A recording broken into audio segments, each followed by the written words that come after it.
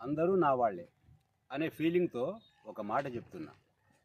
మొన్న మధ్య దిశ, దాని తర్వాత నిర్భయ, ఇప్పుడు మళ్ళీ కలకత్తాలో అదే ఇన్సిడెంట్. అంటే ఇటువంటివన్నీ మనకు తెలిసిండేటివి ఇన్ని, తెలియనివి ఎన్నో. దీనికి సొల్యూషన్ లేదా? చేతులు కాలాక ఆకులు పట్టుకోవడం మనం చేసే పనులు. లోపం ఎక్కడ జరుగుతుంది?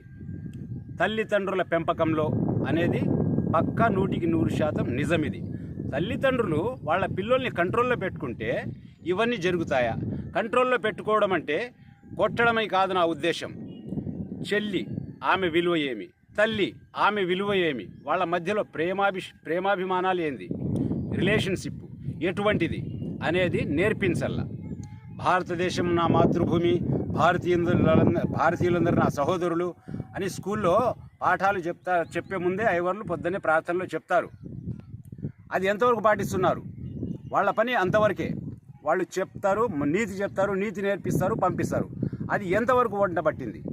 భారతీయులందరూ నా సహోదరులు అనేది వంటబట్టింటే ఈ విధమైన పనులు జరుగుతాయా? జరగవు.